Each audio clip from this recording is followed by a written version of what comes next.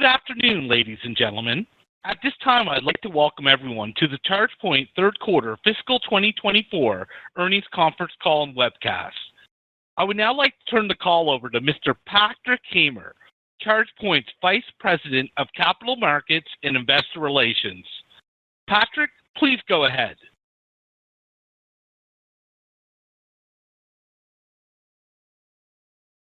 Good afternoon, and thank you for joining us on today's conference call to discuss ChargePoint's third quarter fiscal 2024 earnings results. This call is being webcast and can be accessed on the Investors section of our website at investors.chargepoint.com. With me on today's call are Rick Wilmer, our new President and Chief Executive Officer, and Mansi Khetani, our Interim Chief Financial Officer. This afternoon, we issued a press release announcing results for the quarter ended October 31st, 2023, which can also be found on the Investors section of our website at investors.chargepoint.com. We'd like to remind you that during the conference call, management will be making forward-looking statements. These forward-looking statements involve risks and uncertainties, many of which are beyond our control and could cause actual results to differ materially from our expectations. These forward-looking statements apply as of today, and we undertake no obligation to update these statements after the call. For a more detailed description of certain factors that could cause actual results to differ, please refer to our Form 10-Q filed with the SEC on September 11, 2023, and our earnings release, which was posted today on our website and was filed today with the SEC on Form 8-K. Also, please note that we use certain non-GAAP financial measures on this call, which we reconcile to GAAP in our earnings release, and for certain historical periods in the investor presentation posted on the Investors section of our website. And finally, we will be posting the transcript of this call to our Investor Relations website within the Quarterly Results section. With that, it's my pleasure to introduce our new President and CEO, Rick Wilmer. Thank you, Patrick. I'd like to begin this call by introducing myself. My name is Rick Wilmer, and I have been CEO of ChargePoint since November 16th. I was the company's Chief Operating Officer for the 18 months prior to this, so as I enter my new role, I am quite familiar with the business. I have previously served as CEO more than once, and I can assure you that the responsibility is not new to me. Since joining ChargePoint, I have introduced a number of key initiatives in the COO capacity, including the following: a more rigorous process for supplier qualification and management. This has led to millions of dollars in cost savings and improved supply assurance. A revamp of the company's manufacturing strategy to optimize cost structure, reduce tariffs, and secure multiple sources for the manufacturing of every product we sell. This multiple sourcing model includes new factories in Southeast Asia, which will be fully online in 2024, at which point we will begin to realize their benefits. Of particular note, I am rebuilding our entire after-sales program. This is to prioritize customer care, ensure predictable deployments, and to deliver exceptional support. We are doing this in a manner that can scale for rapid growth while improving response time, shortening total time to resolution, and increasing the quality of service, all without increasing our costs. I am also leading ChargePoint's drive towards flawless network reliability. This is an important point to make, as many consider it a barrier to EV adoption. It's a challenging problem, especially when it comes to physical station damage that operators cannot easily detect with remote monitoring. At the core of this is our recently launched Network Operations Center. The Operations Center features 24/7 proactive station monitoring and predictive analytics to find anomalies before the station owners or drivers notice them. It leverages multiple sources of driver feedback, including our mobile app, calls to our driver support line, and social listening, all which enhance the completeness of actionable insights. This all drives uptime. ChargePoint defines uptime as the percentage of ports which are capable of dispensing energy at any given moment. We believe this is the most transparent reporting of this metric in the industry and exactly what a customer driving up to our station would expect it to mean. We launched the Operations Center in August when the ChargePoint network was at 96% uptime, and we have realized incremental improvements since then for an uptime that is currently at 97.65%. I share this increase to communicate our success thus far, but we are not stopping there. We will soon be integrating data sources that will account for physical damage what prevents a driver from charging. We previously could not detect this, and it is critical towards delivering a comprehensive metric for reliability. More importantly, it will deliver the experience a driver is expecting when they charge their EV. This more comprehensive data set will initially lower our uptime, but from this new baseline, we can continue on our quest for 99% plus reliability and ensure everybody who needs to charge can do so seamlessly. These are just a few of the projects I have initiated to positively impact the business, and I hope they illustrate my track record of results so far at ChargePoint. Now, let's move on to talk about the third quarter. As we pre-announced on November 16th, the quarter was a disappointment for us and it initiated some changes, including my appointment. While the quarter was nowhere near expectation, the big picture still looks very good. We have had challenges executing, and this is what the new leadership team is here to fix. We are firmly committed to being profitable on an adjusted EBITDA basis in Q4 of calendar 2024. Our CFO, Mansi Khetani, will give the results for Q3 in detail shortly, which are consistent with the preliminary results given on November 16th. Here are the top-line figures, as well as where things went wrong. Our revenue for the quarter was $110 million. Non-GAAP gross margin was negative 18% due to a $42 million non-cash impairment charge, and we managed our operating expenses as forecasted at $81 million. As we stated earlier, this top-line revenue figure fell short of our expectations. We attribute the majority of this to three factors. First of all, the arrival of many commercial fleet vehicles has been delayed, or in other cases, these vehicles have been slow to ramp up production.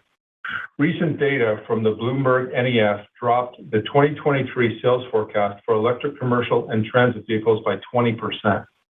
Our customers are eager to receive vehicles that they have ordered, but are not proceeding with investment in the infrastructure necessary to charge them until they have line of sight on vehicle delivery. As examples, we have a single customer waiting on more than 40 transit buses, others waiting on 100 Class 6 to 8 commercial trucks, and a third waiting on 500 vans. These begin to add up quickly. The second factor impacting Q3 top-line revenue can be summarized as a slowdown in commercial demand combined with supply chain normalization. As we mentioned last quarter, commercial charger demand has waned in the face of high interest rates and economic uncertainty. How has this been impacted by supply chain normalization? In simple terms, our channel has moved back to a model where they are carrying lower levels of inventory and placing smaller restocking orders as needed. While it negatively impacted Q3, we are poised to quickly monetize any uptick in commercial demand with inventory ready to ship. The third factor which negatively impacted Q3 revenue was something we could not have predicted going into the quarter. Hesitation related to the automotive labor disputes in the United States. We do considerable business with the auto OEMs and their dealerships, both of which were delayed due to the well-publicized strike. Regarding the $42 million non-cash impairment charge, I'd like to outline what it was taken for and how it differs from the impairment taken in Q2. The impairment in the second quarter addressed the cost structure of a single first-generation DC charger. That product continues to sell and does so at margin. The non-cash impairment taken in the third quarter addresses executional issues related to multiple product transitions and better aligns inventory with current demand. This was a deliberate action that cleans the slate for the business moving forward. We did not execute these new product transitions well, and we have learned from our mistakes. Two factors that were at the center of these transitional issues, the extreme supply chain shortages brought on by the COVID pandemic, and the surge in demand we experienced from 2022 through the first half of 2023, leaving us with surplus inventory at the end of Q3. These issues have been corrected with supply and demand better balanced. To summarize, we have balanced our future supply commitments to realign with current demand and the current product range. We believe the non-cash impairment charge we took in the third quarter places us back on solid ground to build from. As I have said at the beginning of the call, we have had some execution challenges that I began to fix as COO and will finish addressing as CEO. We believe the non-cash impairments taken this quarter are conservative and comprehensive, and that we are now in an excellent position to monetize our current inventory. Despite these issues, there were quite a few bright spots in the third quarter. Underlying strength in the business has shown itself via market share. We boosted our balance sheet by $232 million and ended the quarter with $397 million cash on hand. We have no debt maturities until 2028. This combines with an undrawn $150 million revolving credit facility, placing us in an excellent cash position. Sales of ChargePoint HomeFlex, our consumer home charging station, were up 45% sequentially for its best sales quarter ever. HomeFlex has been the top-selling charger on Amazon for 19 weeks in a row. We take this as a sign that passenger EV sales are not slowing down despite recent media coverage to the contrary. I would also like to outline what was new from a product perspective in Q3. We saw quite a bit of activity. We began to roll out our NACS cable solutions, which are compatible with Tesla vehicles, on time and as first to market. We released the largest update to our driver app in years, which went live as we reached 1 million quarterly active users. Our fleet software lineup has rounded out to form a unique suite of solutions, and in preparation for the forthcoming transit vehicles, we have announced our pantograph charging system for municipal bus fleets. Reverting to the products we already have in the field, Q3 saw increased utilization pressure. Energy dispensed from our chargers went from 250 gigawatt hours in the second quarter to 304 gigawatt hours in the third quarter, an 18% increase in only 3 months. Year over year, that figure was more than 70%. We believe this rapid increase in utilization will necessitate that customers scale their EV infrastructure soon. On the customer front, we signed another premium German sports car manufacturer for our in-vehicle software to find, use, and pay for charging in future vehicles. Lastly, I am extremely proud of the first location for the Mercedes-Benz charging network in North America, which recently went online at Mercedes-Benz USA headquarters in Metro Atlanta. This is the fastest passenger vehicle charging solution in North America, thanks to our powerful and flexible Express Plus DC charging line, along with ChargePoint's full-stack software solution.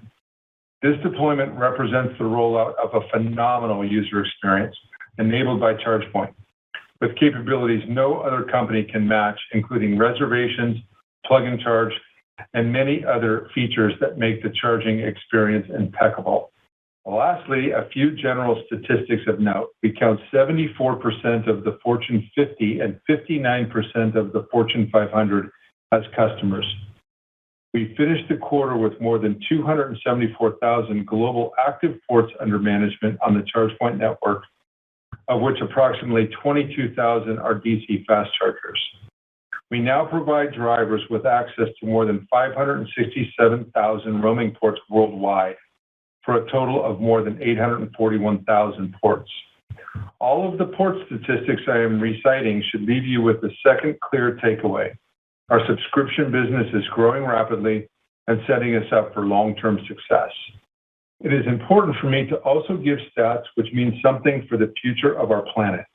Our updated environmental metrics. We have enabled nearly 8 billion electric miles driven, enough to drive around the world 320,000 times.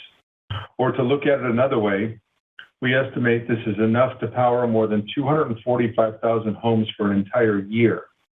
We estimate this means over 1.6 million metric tons of greenhouse gas emissions were averted by EVs on our network. To summarize my remarks on the business, Despite our top-line numbers for Q3, we believe our product and go-to-market strategy are solid, and that the key to our success moving forward is operational rigor with a laser focus on execution. Our strategy's success in the near term will be validated by accomplishing our core objective of being adjusted EBITDA positive in the fourth quarter of next year. We are managing our cash with extreme rigor, and we are well capitalized to reach adjusted EBITDA positive. We plan to treat our large inventory balance as an asset, ready to ship and deploy faster than the competition. While I have mentioned product transition challenges of the past, the good news is we have nearly completed the transition to our second-generation product portfolio, which is a leading and comprehensive product lineup across both hardware and software. We will continue to fine-tune our strategy with a relentless focus on results through excellent execution. In reference to guidance, which I'm sure is top of mind for many of you, we will not be giving Q4 guidance today. As much as I would like to do so, it would not be prudent given my limited tenure in this role and the factors our team is working to counter as we speak. This decision implies nothing about Q4. Rather, it serves as a signal we are 100% focused on the job at hand, which is rapid recovery and excellent execution. With that being said, we expect to provide top-line guidance next quarter, as well as outline my strategy for the road to profitability. I will conclude my remarks with a reminder of who we are, what we do, and the opportunity lying ahead of us. We are a leader in this space and continue to grow. We enable the entire EV ecosystem, from software integrations in the new EVs themselves to the software which will power entire networks for utilities, municipalities, and businesses who serve EV drivers. We win by building for those EV drivers, not for a particular market or vertical. It is this singular focus on the driver that shapes our strategy. Our platform empowers companies to connect with drivers who need to charge. It allows those companies to extend and expand their relationships with their constituents, be an entirely new touch point, so they can enhance their brand, company loyalty, or operational effectiveness. We are not just about charging an EV to get it back out on the road, but rather to enable the transition to e-mobility. This is not only to help decarbonize our planet, but to also create a new realm of possibilities for our customers to better serve their own customers. Thank you all for listening, and I will now hand over the call to our CFO, Mansi Khetani, to review the financials. Thanks, Rick. As a reminder, please see our earnings release where we reconcile our non-GAAP results to GAAP, and recall that we continue to report revenue along three lines: network charging systems, subscription, and other. Network charging systems refers to our connected hardware. Subscription includes our cloud services connecting that hardware, assure warranties, and our ChargePoint as a service offering where we bundle hardware, software, and warranty coverage into recurring subscriptions. Other consists of professional services and certain non-material revenue items. For Q3, revenue was $110 million, down 12% year-on-year and down 27% sequentially, below our guidance range of $150 to $165 million. Network charging systems at $74 million was 67% of Q3 revenue, down 24% year-on-year. Subscription revenue at $31 million was 28% of total revenue, up 41% year-on-year. Other revenue at $6 million and 5% of total revenue was down 4% year-on-year. Turning to verticals, as you know, we report verticals by billings, which approximates the revenue split. Q3 billings percentages were commercial 70%, fleet 16%, residential 13%, and other 1%. Commercial slowed down for the reasons Rick laid out earlier. Fleet was 16% of billings, similar to last quarter. We continued to ship against large programs like the U.S. Postal Service, but as Rick also mentioned, vehicle availability pushed out many of our larger transit deals. Residential had its largest quarter ever in terms of units sold. To outline a geographic mix, North America made up 79% of Q3 revenue, and Europe was at 21%, consistent with Q2. In the third quarter, Europe delivered $23 million in revenue, growing 30% year-on-year, but decreasing sequentially by 28%. This decrease reflects reduced demand from commercial customers due to uncertain economic conditions. This includes changing UK government mandates for electric vehicles, as well as lower restocking orders from our channel partners as they work through reducing their high inventory of non-ChargePoint products. Turning to gross margin, non-GAAP gross margin for Q3 was negative 18%. This reflects a non-cash impairment charge of $42 million. Without that impairment charge, non-GAAP gross margin would have been 20%. This was still below our expected range, mainly due to absorption of fixed costs over fewer units sold in the quarter. We would have been within the range we had guided to had revenue matched our expectations.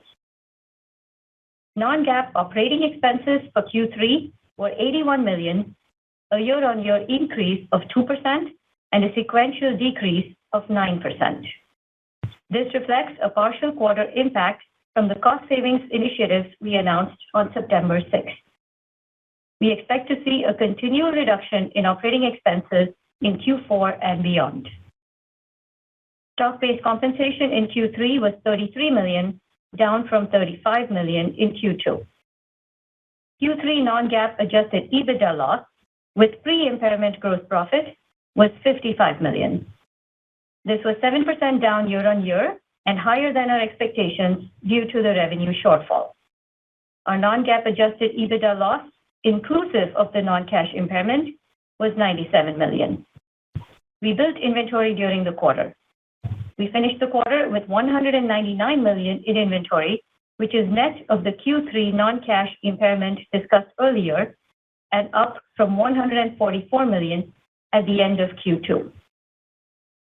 Of note, about half of the impairment impacted the inventory line. The other half, which was related to commitments, is reflected as a liability on the balance sheet. We expect inventory to decline in the future as we have slowed down our build rate to adjust for the current demand environment. Our deferred revenue balance, which consists of payments towards future recurring subscription revenue from existing customer commitments, was at $227 million, up from $220 million at the end of Q2. Looking at cash, we finished the quarter with $397 million of cash and cash equivalents.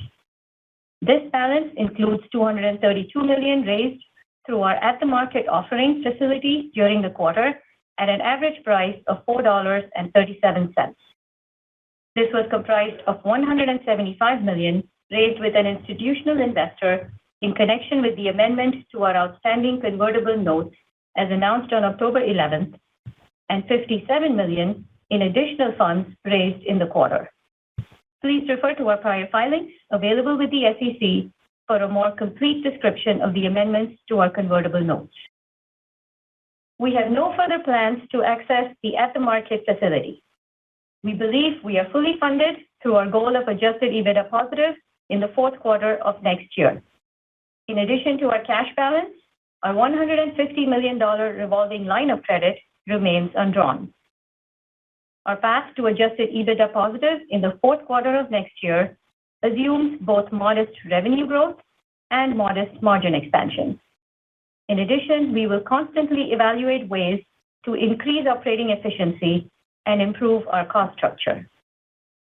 We had approximately 418 million shares outstanding as of October 31, 2023. Thank you, and we will now move on to Q&A.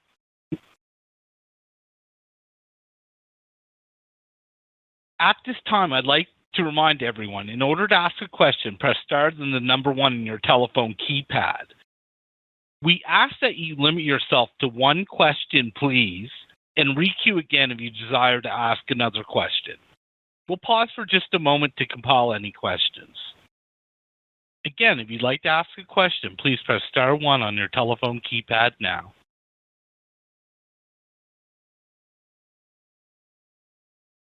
Our first question comes from the line of James West with Evercore ISI. Please go ahead. Hey, good afternoon, Rick and Muncie. Hi, James. Rick. Hi. Hey, Rick, wanted to kind of dig in a little more on the slowdown in buying, particularly from what will be, fleet customers. I recognize that the deliveries of the vehicles are the part of the delay, but at what point do they really have to go forward with building the charging infrastructure? Because it's clearly a gating item to using those vehicles, if you will. I think from our perspective, we see a desire to have the charging infrastructure largely coincident with vehicle delivery, maybe a bit earlier than that. That's going to, allow them to optimize their capital investment, both in vehicles and charging infrastructure, such that one doesn't show up in front of the other. Okay, and the infrastructure, I'm assuming these are customers that have already either placed purchase orders that haven't been delivered, or you've already done extensive work with them, so the designs are done. So it's just a matter of delivering and installing equipment. Is that correct? Generally correct, yes. Okay, got it. That's all for me. Thanks, guys. Thanks, James. Our next question comes from the line of Colin Rusch with Oppenheimer and Company. Please go ahead. Thanks so much, guys. Could you talk a little bit about the trend lines on utilization on the existing chargers that are out in the field, and then also how much cash you might be able to pull out of working capital here over the next couple of quarters as you optimize the balance sheet? Sure. I'll let Monty take the working capital question, then I'll come back and address utilization. So Colin, on the working capital front, so in Q3, we did invest in the inventory buildup. You can see from our balance sheet. Over the next few quarters, we expect to bring that inventory down because we've already started working with our contract manufacturers on that front. So overall, in terms of general working capital usage, this should trend down. Also, a deferred revenue balance, which kind of brings out the SaaS component of our business, significantly helps with working capital as well. And in terms of utilization, Colin, what we're seeing is an increase. I think we've seen this from other data points in the industry as well, and we are interested to see how this translates into a pickup in the commercial business, because there's no question that pressure is building on the commercial networks regarding utilization and thus the availability of ports for people to charge their EVs when they want to charge. Okay, I'll take the some more detailed questions offline. Thanks, guys. Our next question comes from the line of Bill Peterson with J.P. Morgan. Please go ahead. Yeah, hi. Thanks for taking my questions. First of all, I'd like to understand more. I know you're not willing to provide forward guidance, but in terms of the visibility you see, I'd like to try to understand what trends you're seeing with channel partners. I guess specifically for commercial and fleet, how much inventory is at your disti partners? How much does that vary between L2 and DC fast, maybe newer and older products? I guess I'm kind of trying to wonder, is there any more destocking, or is there any destocking that needs to occur? And, perhaps related, like how have orders trended quarter to date, maybe relative to prior quarters at the same period of time, first month into the quarter? Yeah, thanks, Phil. Good question. We're under the impression that channel inventory is largely normalized. And while I hate to continue to use the excuse of the COVID pandemic, it's a real reason why we've experienced this. During the COVID pandemic, we saw, certain components that went into chargers with 2-year lead times. And the supply chain was driven hard due to those types of extended lead times, along with very strong demand last year into early this year. That translated through into the channel. Our products were on lead time, so the channel bought ahead, and they ended up with inventory. Our lead times for our components are largely back to normal, and we are now, shipping with very short lead time into the channel, which has allowed the channel inventory to normalize. Okay, very good. And again, I'll take mine offline as well. Our next question comes from the line of Craig Irwin with Roth MKM. Please go ahead. Good evening, and thanks for taking my questions.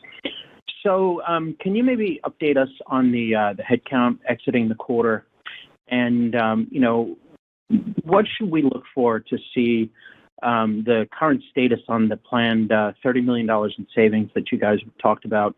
Is that something that is a firm target, or is that something we can possibly see move around a little bit, as you've expressed a really clear commitment about EBITDA profitability by the end of the 24 calendar year? I can take that, Craig. So in terms of headcount exiting the quarter, you'll get more details in our 10Q, but we were a little over 1,800 people. That includes all COGS and OPEX heads, total heads across the company.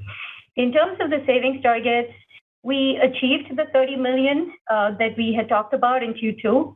In fact, if you look at our Q3 OPEX number, it's lower than what that $30 million would indicate, meaning thereby that we've actually been able to reduce costs a little bit more. We're constantly looking at areas for improvement.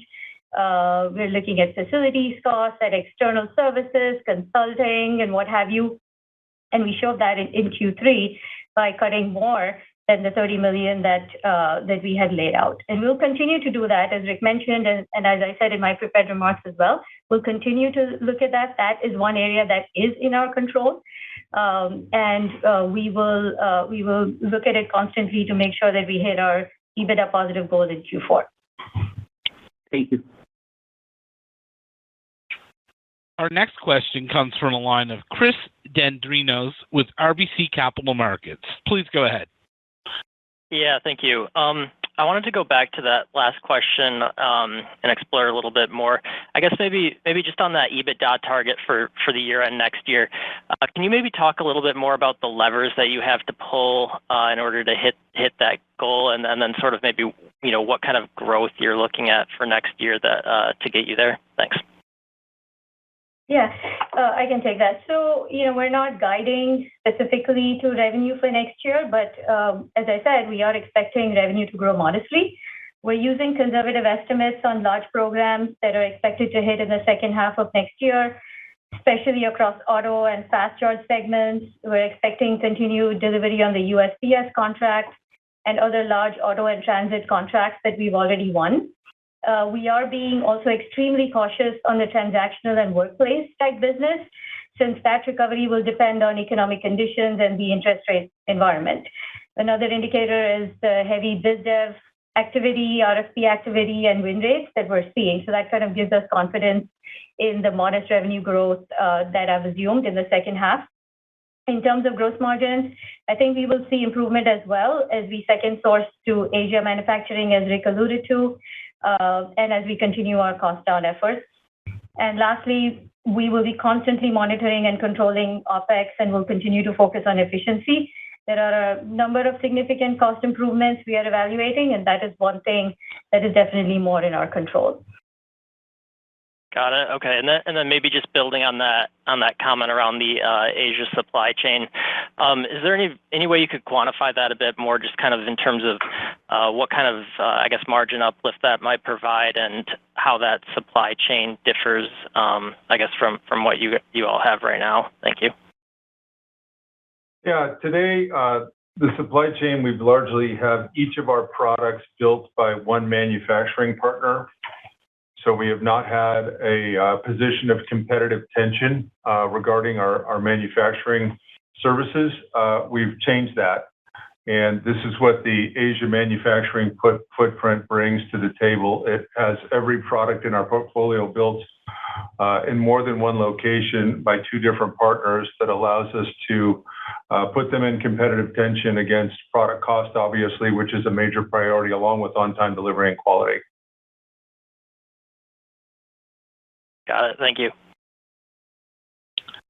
Our next question comes from the line of Stephen Gengaro with Stifel. Please go ahead. Thanks. Good afternoon, everybody. I guess two for me. One might be a little naive, but I'm kind of curious. When you talk about network reliability and charger uptime, what are the factors that create downtime? Like, is it the quality of the charger? Is it lack of maintenance? Is it abuse from customers? Is it all like what actually is it? And how do you? What are the steps to kind of improve that? Really. Great question, Stefan. Thanks. It all starts with the reliability and durability of the hardware, and we invest a lot of energy and money into building very reliable, very durable hardware. But that by no means is the entire solution to the problem. The next step is to get the hardware installed correctly. And this is a major area of focus for us going forward into the future. This is an area of investment for us, and this is surrounding training the electricians of the regions we do business in to work with charging infrastructure correctly. If it's built correctly and it's designed to be reliable and durable, but if it's installed incorrectly, you're going to end up with failure modes that we're going to prevent EV drivers from charging. The third piece of this relates to physical damage. These are products that are technically complex.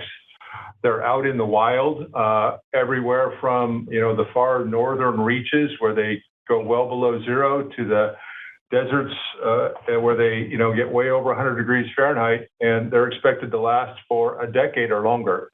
And in those environments, in addition to being outdoors, they're also subject to physical damage. It's shameful, but we see vandalism. We see people backing into chargers. We see people running over charger handles.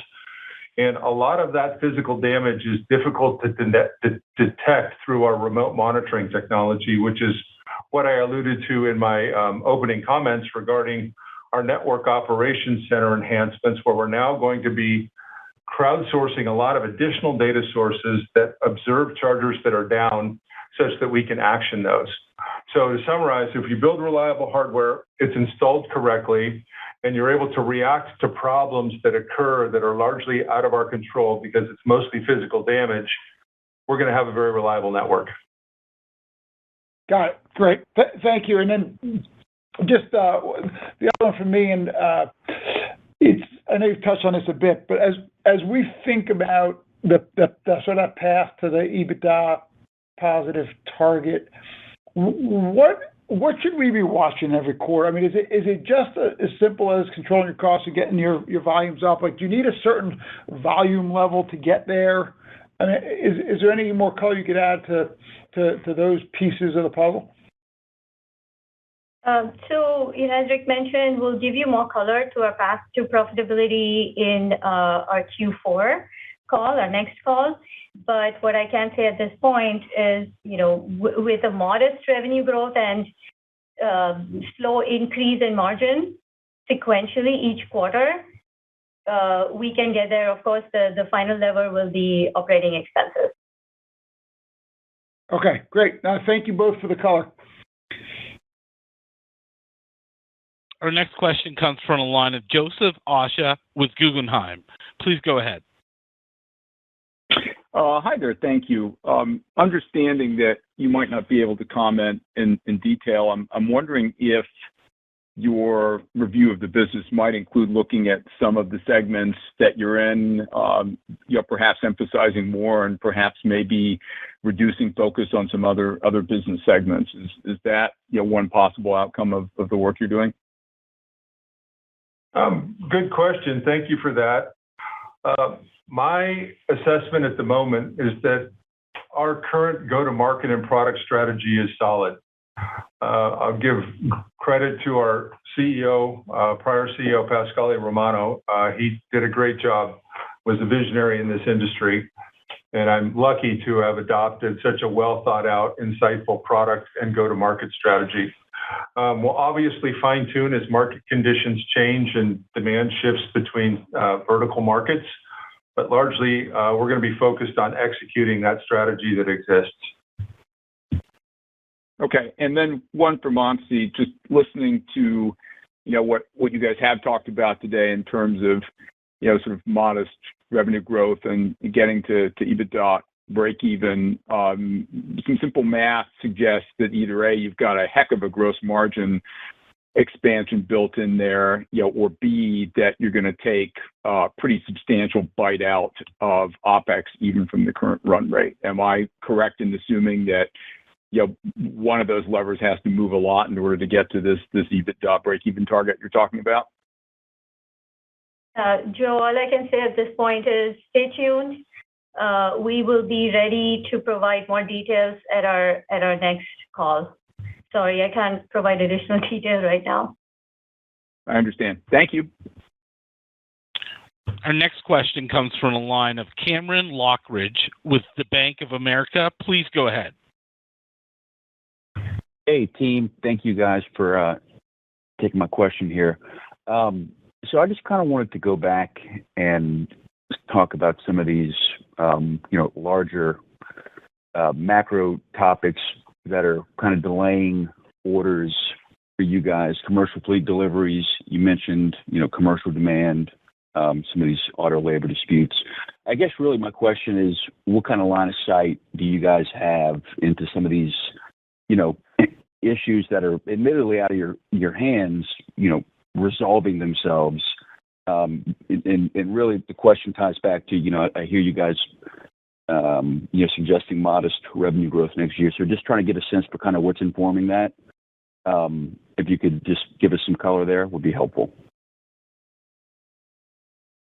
Cameron, we're always working to get better line of sight onto all those factors. I think in the fleet side, it's easier to get line of sight on fleet vehicle delivery.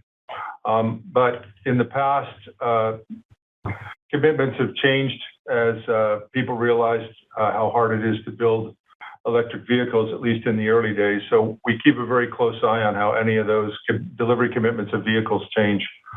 On the commercial side, I would say it's a bit more difficult to understand. I think what we're facing there is an uncertain economic future in the face of high interest rates, with many believing we could have a nice soft landing and others believing a recession is coming. And I think the CFOs in the commercial space view charging as something that is not mandatory, and they are being conservative with their cash and waiting for some of this economic uncertainty to clear up before they start to succumb to the increased utilization pressure we're seeing on ports that's clearly happening out there.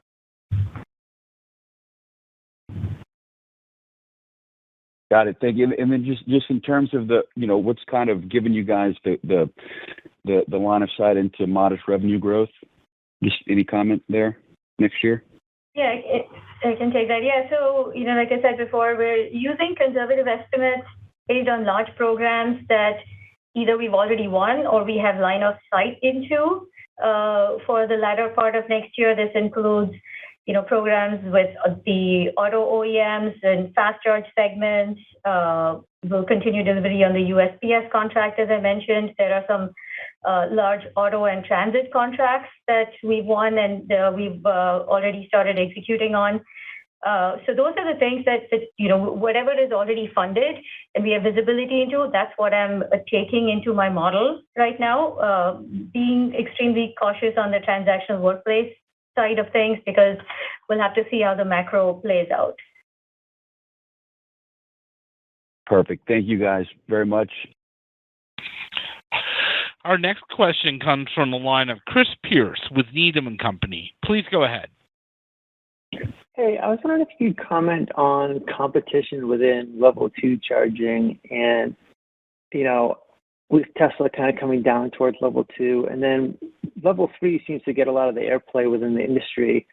Is it potentially that your customers are holding off on level 2 and preferencing level 3, and that's kind of putting you at a disadvantage, or is that kind of not the right way to think about it? Just the competition in level 2 and the interplay between level 2 and level 3. So I don't think there's a trade-off between the two. I think level 2 and level 3, fit into a customer situation depending on their use case and the needs that they have. So I don't think there's one, stealing from the other.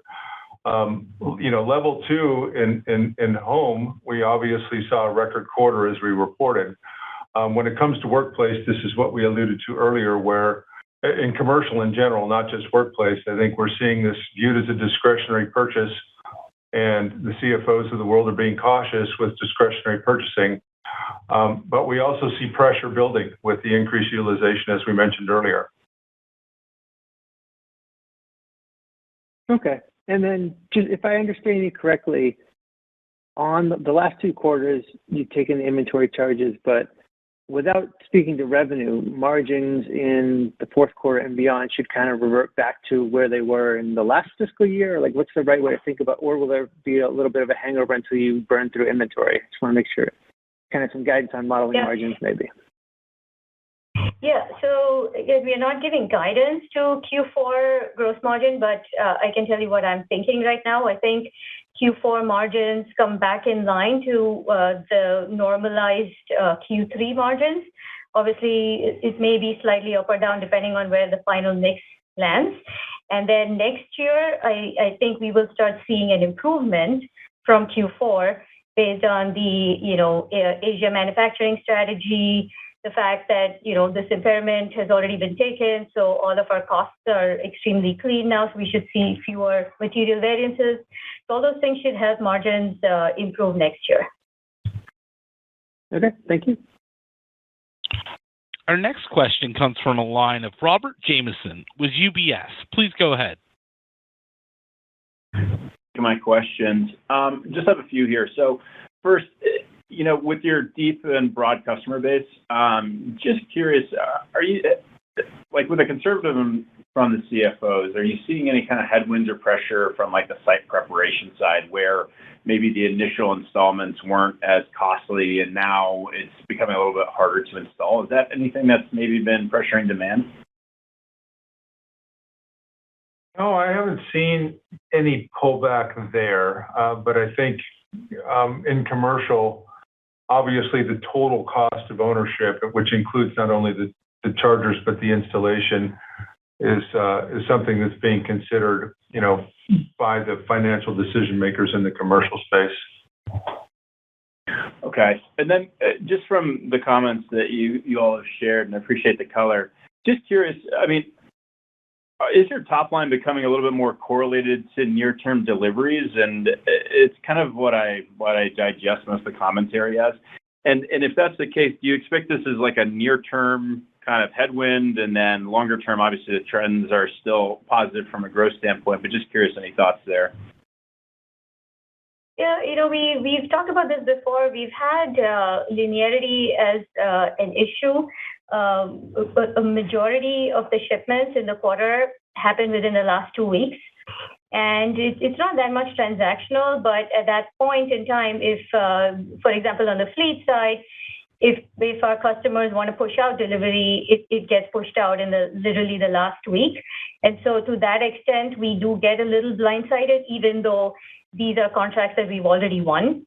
We are on a mission to fix that, and we totally realize that having a more linear business will make our lives a lot easier. We will be able to forecast more efficiently. We'll be able to plan our operation strategy in a better way. So it's more that back end loaded kind of structure of our shipments that's causing more of the uncertainty, which we are on our way to fix. Okay, no, that helps. And sorry, just one last one if I can squeeze it in. Just conceptually, when you're thinking about, and I'm not asking for guidance here, but when you're talking about like the OpEx cuts that you're going to have to make next year, how do you think about balancing, in a high growth market, obviously your sales and marketing staff and conserving talent and keeping employees happy? Like, how do you think about balancing those items as you move forward when you're going to be making some of these cuts? Again, we will give you a lot more color in the next call, but that is definitely top of mind. We need to balance a lot of things while we make these kind of decisions. We had to do the same thing in September. And so, this is top of mind. We're all evaluating all the nuances of every action. We have other levers like facilities costs, like external spend, like prioritizing our R&D, rollouts, prioritizing our sales and marketing, investments in areas where we see revenue today, et cetera, et cetera. So a lot of significant, lot of efficiency improvements that we're constantly evaluating, but we will be able to give you more color at our next call. Gotcha. Thank you so much. Our next question comes from a line of Shreyas Patil with Wolfe Research. Please go ahead. Hey, thanks a lot for taking my question. I appreciate the transparency. I guess just on this issue of reliability of the chargers, I mean, how are you addressing the reality that you don't own and operate the network, so you are having to ultimately either absorb cost of repair yourself, or you have to try and encourage the station owners to do that, and either that has to be done through some kind of payment or some model that you have to use to get them to do that. Just trying to understand how you could actually address some of the reliability issues as a result. Yeah, so in terms of covering a station that is subject to a problem after it's been energized and has charged vehicles, we have a very rich suite of aftermarket service offerings that cover that for our customers. And it all depends on their specific use case with respect to the service level that we can provide. So that they pay for that as part of our services and support line on our P&L, and that's a part of our recurring revenue. And that allows our customers to have peace of mind that their stations are going to be repaired and issues resolved quickly, but it also allows us to afford to do that for them. Okay. And maybe just on the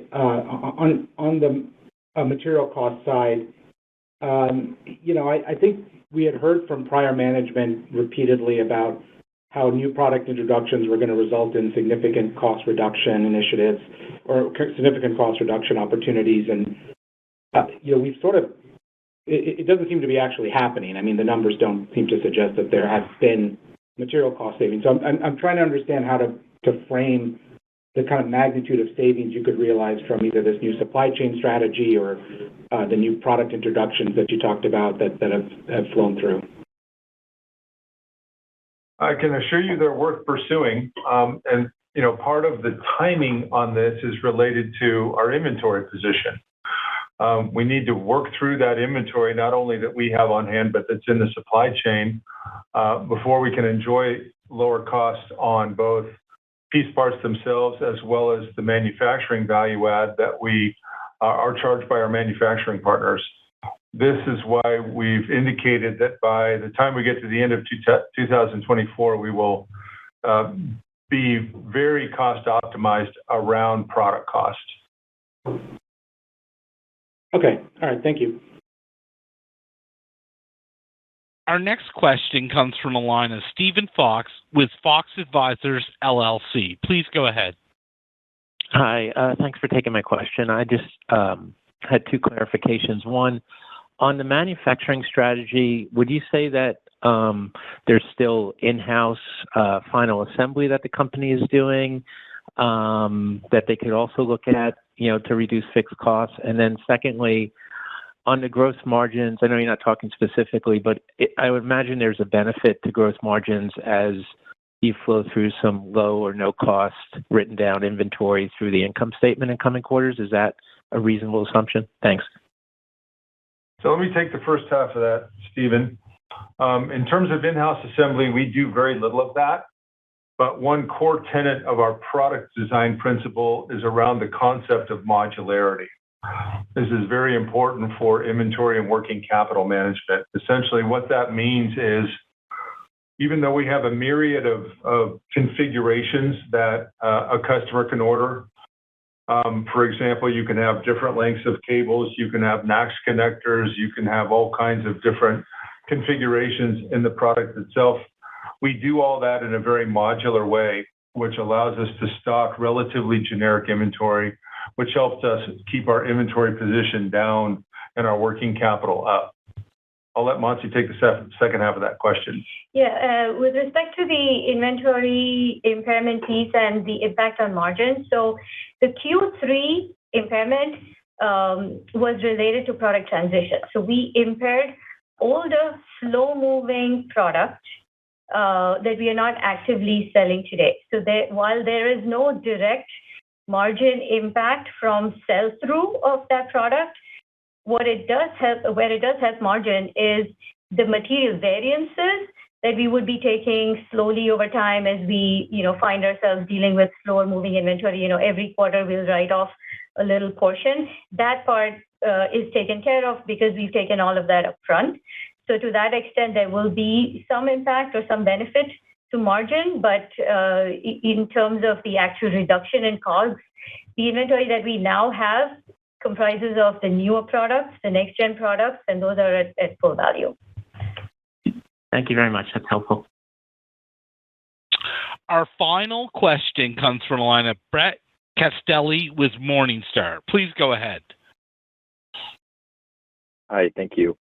Just sticking with that last question around new products, I just wanted to confirm that there's no new, I'll call it large new products, either on the AC or the DC side that you're planning on rolling out over the next 12 to 18 months. I just want to confirm that that's largely that's behind us at this point, at least in there. Yeah, Brett, we have one product transition plan for late 2024, another one planned for mid-2025. Those will be the next two coming up, and we have definitely learned from our lessons, and we'll make sure that we optimize the bleed down of the inventory on the products that those new products will be replacing. Okay, and is that on the AC or DC side, Rick? No, I'm not going to go into any pre-product announcements here. I can tell you they're both awesome products, though. Yep. Fair enough. I'll leave it there. Thank you. All right. I would now like to turn the call over. Oh, pardon me. I'd now like to turn the call over to Rick Wilmer for closing remarks. All right, thank you. Before we close, I'd just like to thank our shareholders, customers, and employees for your continued support. Thank you very much for your time. I'd like to thank our speakers for today's presentation